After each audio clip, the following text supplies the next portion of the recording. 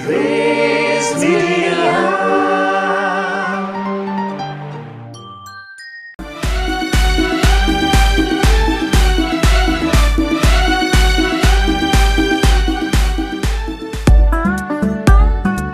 Raise mix up इस कार्यक्रमका प्रायोजक एजिङ लाइफ केयर प्राली, ज्येष्ठ नागरिक आवास, Sukedhara, Budhanilkantha, Kathmandu. Mobile number 9843533925। Aging life care प्राली, पल पल तपाईकै साथमा।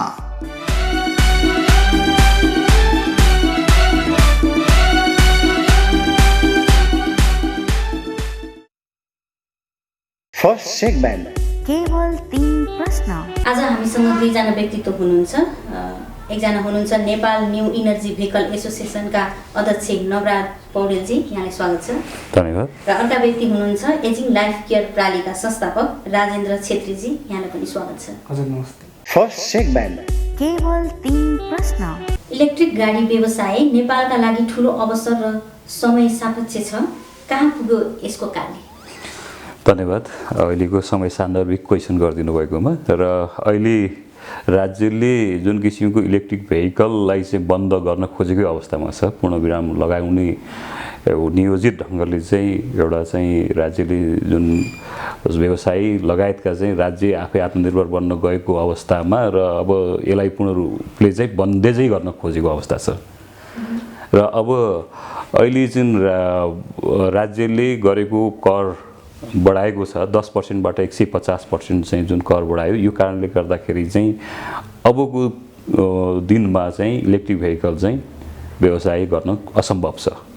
र हिजोको दिनमा विगत 3 वर्षदेखि जुन किसिमको इलेक्ट्रिक भेहिकलको विश्व बजारमा पनि इलेक्ट्रिक भेहिकलको प्रमोसन हुने क्रममा नेपालमा पनि त्यस्तै किसिमले चाहिँ दुधर गतिले चाहिँ त्यसमा अलिकति व्यवसाय पनि बढ्ने क्रम थियो र जनताहरूको पनि आश थियो। आम नेपालीहरूले चाहिँ हामी आत्मनिर्भर बनेर आफ्नै इन्धन प्रयोग गर्ने भेहिकलहरू चढ्न सकिन्छ र हामीले पनि सस्तोमा गाडी चढ्न सकिन्छ भन्ने जुन आश थियो त्यो पूर्ण रूपले निराशमा परिणत भएको छ। यो गाडी कस्ता व्यक्तिमा लक्षित गरेर बनाइएको छ र के मध्यम वर्गीय अनि निम्न मध्यम वर्गका व्यक्तिहरूले पनि चढ्न सकिन्छ भने कसरी सकिन्छ? एक्चुअली इलेक्ट्रिक भेहिकल एउटा महँगो टेक्नोलोजी हो।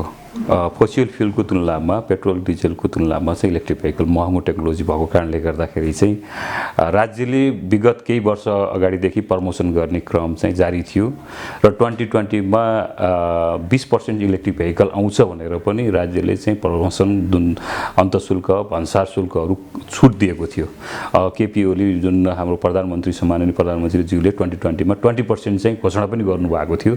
त्यस्तै गरेर 27मा तपाईको जुन काठमाडौँको भ्यालीभित्र चाहिँ इलेक्ट्रिक भेहिकल चाहिँ पूर्ण रूपले चाहिँ इलेक्ट्रिकमय मात्रै गराउने भन्ने कुरोको एउटा चाहिँ दस्तावेज पनि पारित भइसकेको अवस्था थियो। र त्यसै गरेर 30मा चाहिँ अलि राज्यभरि चाहिँ राज्यले एक किसिमले चाहिँ इलेक्ट्रिक भेहिकल चाहिँ अधिराज्यभरि चाहिँ इलेक्ट्रिकमय मात्रै बनाउने र नेपाल जलस्रोतको धनी र नेपालमा चाहिँ करिब नेपालीहरूको लगानी कि 5 अरब जति चाहिँ नेपालीहरूको लगानी छ जुन हाइड्रो पावरमा 5 खरब, जुन 5 खरब चाहिँ जुन लगानी छ त्यो चाहिँ पूर्ण रूपले अहिले धराशायी अवस्थामा हुने अवस्थामा छ र अहिले हरेक दिन करोडौँको बत्ती चाहिँ खेर गइरहेको अवस्थामा छ र सर्वसाधारणले चढ्नै सक्ने खालकै गाडी बनाउने भनेर र 20-25-30 लाखका गाडीहरू चाहिँ नेपालमा भित्रिँदै थिए।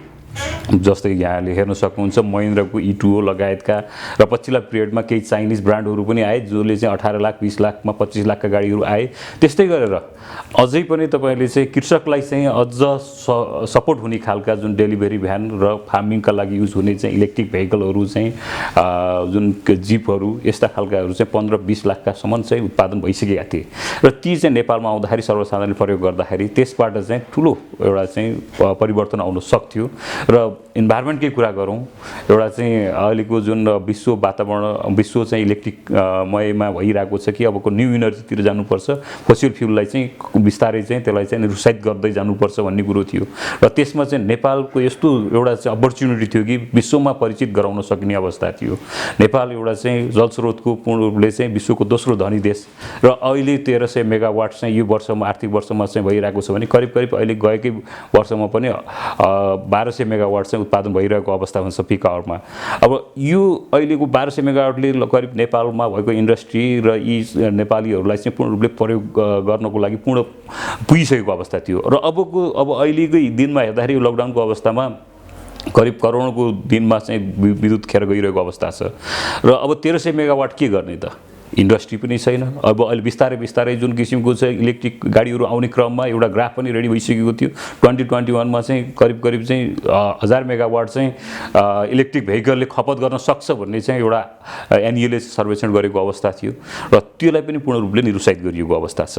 र अहिले चाहिँ जुन किसिमको टु व्हिलरमा मान्छेहरूले त्यस्तो धुलो धुवाँबाट रिस्क लिएर गइरहेको अवस्था थियो र त्यही अवस्थामा चाहिँ मान्छेहरूले चाहिँ इलेक्ट्रिक गाडीहरू चाहिँ त्यही कस्टमा जुन टु व्हिलरमा बाइकमा चढ्ने कस्टमै चाहिँ फोर व्हिलरमा चढ्न सक्ने एउटा चाहिँ सम्भावना थियो। यो पूर्ण रूपले चाहिँ यसलाई त्यो सम्भावनालाई चाहिँ बन्देज निरुत्साहित नै गरियो, यसलाई पूर्ण विरामी लगाइयो सरकारकै नियतको कारणले गर्दाखेरि, नियोजित ढङ्गको कारणले गर्दाखेरि।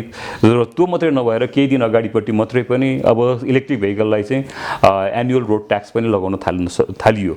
अब यस्तो जुन हामी आफै निर्भर हुने, जुन हाम्रो आफ्नै इनर्जी खपत हुने सम्भावना भएको एउटा राज्यको जुन एउटा चाहिँ स्वाभिमान छ, यो पूर्ण रूपले चाहिँ स्वाभिमानलाई चाहिँ एउटा गिराउने काम गरिएको अवस्था छ। र अब अहिले चाहिँ जुन फोसिल फ्युलबाट चल्ने गाडीहरूलाई बढी प्रोत्साहन गरेको जस्तो अवस्था छ। यो कोभिड-19 को मा जुन अहिले जसरी चाहिँ फोसिल फ्युलले चाहिँ फ्याँकेको जुन कार्बन डाइअक्साइड भयो, नाइट्रोजन अक्साइड, सल्फर जस्ता चाहिँ जुन इन्भाइरोमेन्ट र स्वास्थ्यलाई चाहिँ जुन असर गरिरहेको अवस्था छ, यसलाई चाहिँ इलेक्ट्रिक भेहिकलले चाहिँ धेरै कम गर्न सक्थ्यो। र अहिले लकडाउनमा पनि वर्ल्ड ग्लोबलमा जुन ओजन तहमा पाल परेको पनि बन्द भइसकेको अवस्था थियो। त्यस्तै गरेर काठमाडौँबाट चाहिँ यहाँका हिमालका रेन्जहरू देखिएका अवस्था थिए। र अब यही अवस्थामा रहनको लागि हामी बिस्तारै चाहिँ इलेक्ट्रिकमा गएको थियौँ र हामी आम नेपालीले सस्तोमा गाडी चढ्न पाएका थियौँ भनेपछि अब भोलिका दिनहरूमा चाहिँ हामी जुन 2.25 खरब रुपियाँ पेट्रोल किन्नैमा हाम्रो व्यापार घाटा छ, त्यसलाई रोक्ने एउटा चाहिँ हामी सम्भावना देखिएको थियो। त्यस्तै गरेर इन्डक्सन चुलोको कुरो भयो। इन्डक्सन चुलोकोमा उल्टो सब्सिडी दिनुपर्ने अवस्थामा झन् कर लगाइयो, बढाइयो। अब यो पनि गलत नियत भएको अवस्था देखिन्छ। राज्यले जुन किसिमको नियोजित ढङ्गले चाहिँ आफूलाई चाहिँ देशलाई आत्मनिर्भर हुनबाट चाहिँ विमुख भइरहेको अवस्था र जनतालाई चाहिँ जहिले पनि यस्तै खालका चाहिँ प्रहार गरेर चाहिँ जहिले पनि देशलाई चाहिँ उद्योगतितिर धकलिरहेको अवस्था देखिन्छ। वातावरण र इलेक्ट्रिक गाडीको सम्बन्ध कस्तो छ जस्तो लाग्छ यहाँलाई? अहिले राज्यले विगत 2 वर्ष अगाडि नै तपाईँको 300 गाडी इलेक्ट्रिक गाडी भित्राउने भनेर 3 अरब रुपियाँ छुट्याएको अवस्था थियो र 3 अरब छुट्याइयो, साझालाई दियो। साझाले त्यो गाडी 300 वटा गाडी 1 करोडको दरले ल्याउन सक्ने अवस्था थिएन र ल्याउन पनि सकेन। फेरि राज्यले फिर्ता लियो त्यो पैसा र फेरि त्यो चार्जिङ स्टेसनहरूका कुराहरू गराइयो। चार्जिङ स्टेसनको कुराहरू चाहिँ टेन्डर आह्वान गरियो। टेन्डर आह्वानको कोभिड-19 को कारणले गर्दाखेरि पोस्टपोन हुँदै गयो। ती कुराहरू पनि आज हराइसकेको अवस्था छ र आजको दिनमा पनि फेरि राज्यले चाहिँ फेरि ललिपप देखाए जस्तै गरेर चाहिँ अब पब्लिक भेहिकललाई छुट दिँदैछु र चार्जिङ स्टेसन बनाउँदैछु भन्ने चाहिँ जस्ता खालका चाहिँ म्यासेज दिएर मान्छेलाई भ्रममा पारिएको अवस्था छ। किनकि त्यो गाडीहरू बस पब्लिक भेहिकलमा कि राज्य आफैले सञ्चालन गर्न सक्नु पर्यो, नत्र भने त्यो पब्लिकले त्यो भेहिकल ल्याएर चाहिँ उसले व्यावसायिक रूपले चाहिँ चलाउन सक्ने अवस्था छैन। त्यो टेक्नोलोजी अत्यधिक महँगो छ। किनकि फोसिल फ्युलको जुन गाडीबाट चाहिँ जुन गाडीहरू हुन्छ त्यसको कस्ट तपाईँको 30-35 लाखका गाडीहरू छन्। त्यो बराबर रेन्जको चाहिँ इलेक्ट्रिक गाडीहरू चाहिँ कस्ट नलगाउँदा, कर नलगाउँदाखेरि पनि तपाईँको लगभग 2 करोड पुग्न आउँछ। त्यो कारणले गर्दाखेरि राज्यमा चाहिँ जुन किसिमको राज्यले चाहिँ अहिले चाहिँ पब्लिक भेहिकललाई केही पनि छोएको छैन र चार्जिङ स्टेसन पनि गरेका छौँ भन्ने कुराहरू चाहिँ त्यो बकमबुसे कुराहरू हुन्। अहिले यतिखेर चाहिँ इन्ट्री लेभलका गाडीहरू जुन अहिले त दिनदिनै आइरहेका छन्, यस्तो अवस्थामा लकडाउनको अवस्थामा पनि चाहिँ फोसिल फ्युलका गाडीहरू चाहिँ नेपालमा भित्रिरहेका छन्। यो फोसिल फ्युलका गाडीहरूलाई चाहिँ प्रमोसनै गर्न खोज्ने नि र त्यो अहिले चाहिँ इलेक्ट्रिक गाडीहरूलाई पूर्ण रूपले चाहिँ बन्देज गर्न खोज्ने थालिएको र हेर्दाखेरि चाहिँ नियोजित ढङ्ग कुनै पनि चाहिँ एउटा साँठगाँठ बिना चाहिँ यो भएको जस्तो देखिँदैन। किनभनेपछि अहिले फोसियल फ्युलका गाडीहरू चाहिँ जस्तो इन्डियामा चाहिँ अहिले चाहिँ स्टेज 6 लागू भइसक्यो अप्रिल 1 देखि मेजर सिटीहरूमा चाहिँ तपाईँको अहिले युरो 6 या भारत स्टेज 6 भन्ने गाडी मात्रै त्यहाँ चाहिँ दर्ता हुन थाले र त्यहाँ करोडौँको नम्बरमा स्टकमा रहेका गाडीहरू चाहिँ नेपाल भुटान बङ्गलादेश जस्तो देशहरूमा चाहिँ अहिले चाहिँ डम्पिङ साइट बनाइँदैछ र त्यो मात्रै होइन जति फोसियल फ्युल गाडी भित्रिन्छ जब अहिले हरेक वर्ष तपाईँले आँकडा हेर्नुभयो भने 74 75 76 को आँकडा हेर्नुभयो भने लगभग 15 अरबभन्दा माथिका गाडीहरू भित्रिन्छ प्रत्येक वर्षमा जबकि 1 अरबको आसपासमा पनि तपाईँको इलेक्ट्रिक गाडी भित्रिएको छैन जब अर्थमन्त्रीज्यूले जुन नेपालबाट चाहिँ इलेक्ट्रिक गाडीहरू खरिद गर्दाखेरि चाहिँ नेपालको मुद्रा बाहिरियो कसरी बाहिरिन्छ इलेक्ट्रिक गाडीहरू जब यति थोरै मात्रै चाहिँ भित्रिएका छन् जबकि यत्रो व्यापार घाटा चाहिँ फोसियल फ्युल गाडीहरू किन्दाखेरि भइरहेको छ बाहिरिएको छ त्यस्तै त्यो फोसियल फ्युलमा लाग्ने चाहिँ जुन किसिमको इन्धन छ त्यसमा 2 खरब भन्दा माथि 2.5 खरबमा चाहिँ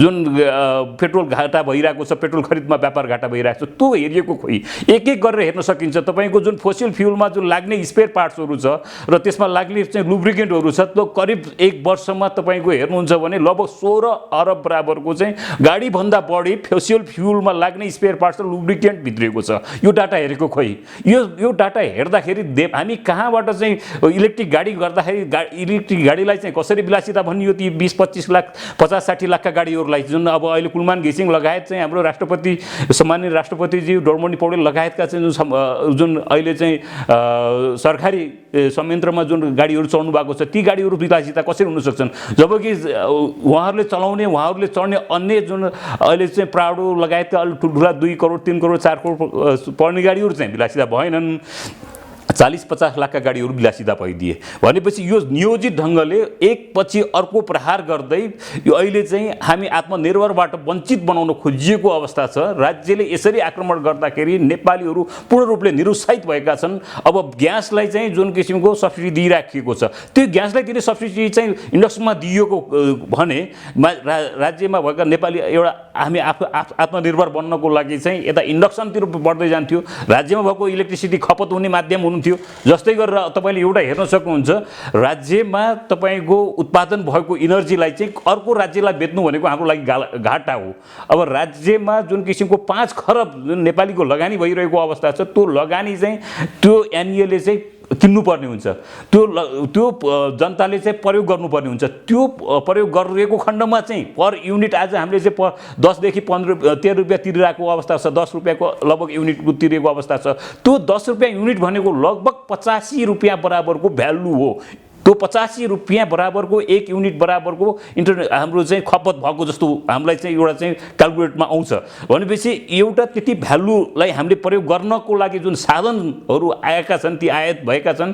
तिनीहरूलाई निरुत्साहित किन गरिँदैछ त यो चाहिँ विभिन्न किसिमको कारणले गर्दाखेरि चाहिँ देशलाई चाहिँ एउटा आत्मनिर्भर बन्नको लागि समृद्धि बनाउनको लागि चाहिँ होइन कि देशलाई जहिले पनि गुमराह बनाउने र जहिले पनि यस्तै खालका चाहिँ एजेन्डाहरू ल्याएर आएर चाहिँ जनतालाई चाहिँ भयभीत बनाउने र जनताले जुन आशा गरेको थियो त्यसप्रति जनताको जुन चाहिँ लगानी छ त्यसमा पूर्ण रूपले चाहिँ उहाँहरूले चाहिँ अन्याय गर्ने यसरी दमन गर्ने यो पूर्ण रूपले चाहिँ गलत कुरा हो अब अहिले यतिखेर चाहिँ हामीलाई पूर्ण एउटा आशा के छ भने अझै पनि अर्थमन्त्रीले पनि बुझ्नु पर्यो आम नेपालीले पनि बुझ्नु भएको छ कि इलेक्ट्रिक गाडीलाई चाहिँ अब भइरहेको करलाई चाहिँ पूर्ण रूप पहिले जस्तै गरेर फिर्ता गरिएको खण्डमा चाहिँ देश समृद्धि अगाडि बढ्न सक्छ एउटा राज्यमा भएको इन्धन जुन छ इनर्जी छ खपत नभएर अर्को देशलाई सस्तोमा बेच्न खोजिनु भनेको चाहिँ दलाल प्रवृत्तिका कुराहरू हुन् दलाल प्रवृत्तिका चाहिँ योजनाहरू हुन्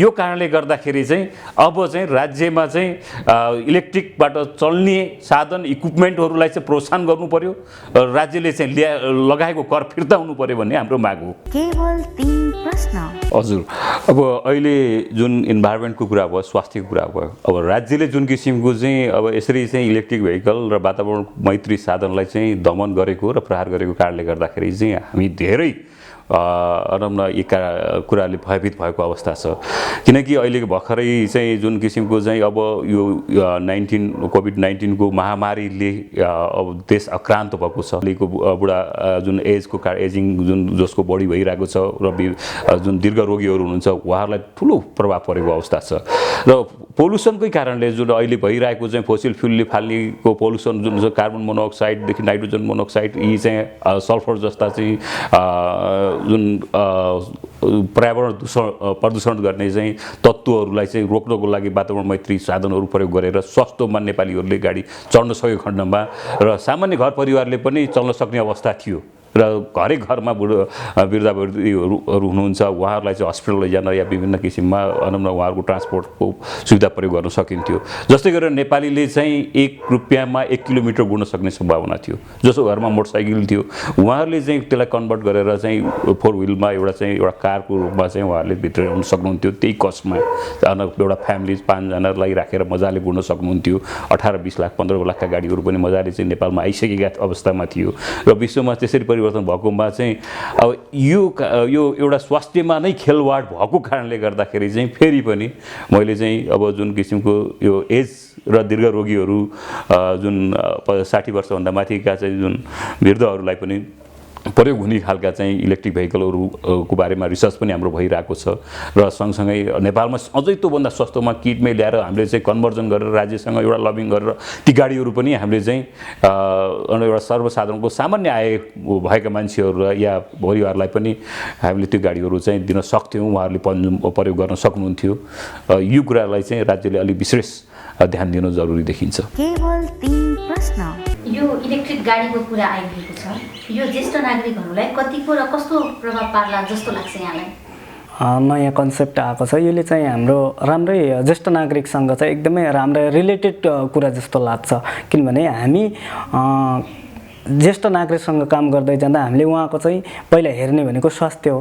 जुन कुराले गर्दाखेरि चाहिँ जुन अहिले यो फ्युल को यो भेहिकलहरूले गर्दा उहाँहरूमा चाहिँ अब त्यहाँबाट निस्किने विभिन्न प्रदूषणहरूले चाहिँ उहाँहरूलाई चाहिँ सपोर्ट गरिरहेको हुन्छ कि त्यो डिजिजहरूलाई चाहिँ झन् सपोर्ट गरिरहेको हुन्छ। जुन कुराले गर्दाखेरि हाम्रो ज्येष्ठ नागरिकको चाहिँ हेल्थ कमजोर हुँदै जाने। अब यसै त उहाँहरूलाई शान्त वातावरण एकदमै सफा सुग्घर एकदमै इन्भाइरोमेन्ट एकदमै पिस अनि राम्रो वातावरणको आवश्यकता जुन ठाउँमा चाहिँ अक्सिजन चाहिँ एकदम प्रपरली आओस् त्यस्तो चाहिने र अब बाहिर आवत जावत गर्नलाई जस्तो कि हस्पिटल जान अनि मन्दिर जान अनि यस्तो ठाउँमा जानको लागि पनि हाम्रो इलेक्ट्रिकल भेहिकल आइदियो भने त एकदमै सजिलो हुन्थ्यो। त्यहाँबाट त प्रदूषणहरू त आउँदैन, विभिन्न खालको त्यो केमिकलहरू त आउँदैन, इन्भाइरोमेन्ट प्रदूषण त हुँदैन। यो आइदियो भने चाहिँ हामीले ज्येष्ठ नागरिकहरूको हकमा अब यो आइदियो भने त सबैको लागि राम्रो हो र अझै यो चाहिँ सिनियर सिटिजनलाई चाहिँ एकदमै सपोर्ट गर्छ। वातावरणको कुरा गर्नुपर्दा वातावरणले धेरै असर पार्छ ज्येष्ठ नागरिकलाई है। यस एजिङ होमको वातावरण निकै राम्रो र शान्त पनि छ। तपाईले यो ठाउँलाई अध्ययन गरेर लिनुभयो कि कसो? एकदमै सही कुरा गर्नुभयो। यो हामीले सुरुमै मजाले अध्ययन गरेर सरसल्लाह गरेर यो घर खोज्नै लगभग हामीले 2-3 महिना हामीले कुर्यौँ भनौँ न। विभिन्न ठाउँमा गयौँ, हेऱ्यौँ, हेर्दै गऱ्यौँ, सल्लाह गर्दै गऱ्यौँ। अनि अर्को ठाउँमा गयौँ। हामीले काठमाडौँको लगभग प्राय ठाउँ भिजिट गरेका छ। प्राय ठाउँमा हामी हेर्न गयौँ। हेर्न जाँदाखेरि कुन ठाउँ चाहिँ ज्येष्ठ नागरिकलाई उपयुक्त हुन्छ त हैन, कुन ठाउँमा चाहिँ उहाँहरूको लागि सुइटेबल वातावरण छ अनि सुइटेबल घर छ।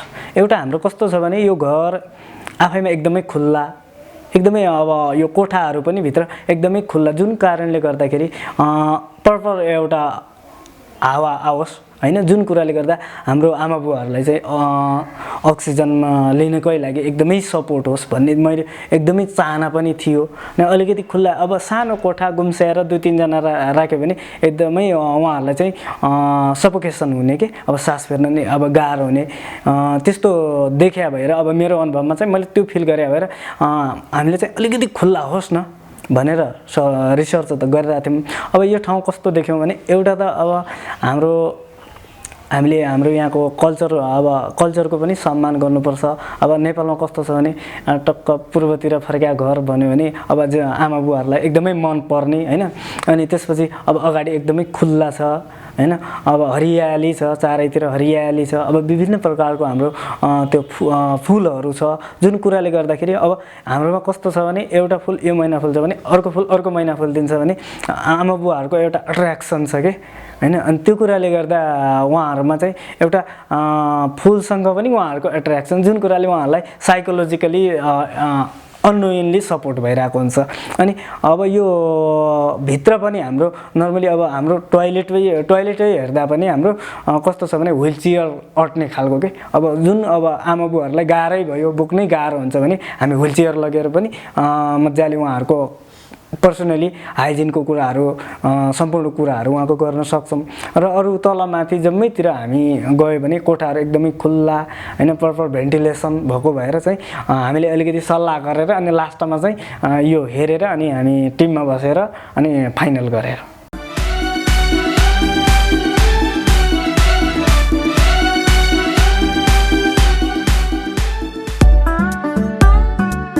रेज मिक्सअप इस कार्यक्रमका प्रायोजक एजिङ लाइफ केयर प्राली, ज्येष्ठ नागरिक आवास, Sukedhara, Budhanilkantha, Kathmandu. Mobile number 9843533925। Aging life care प्राली, पल पल तपाईँकै साथमा।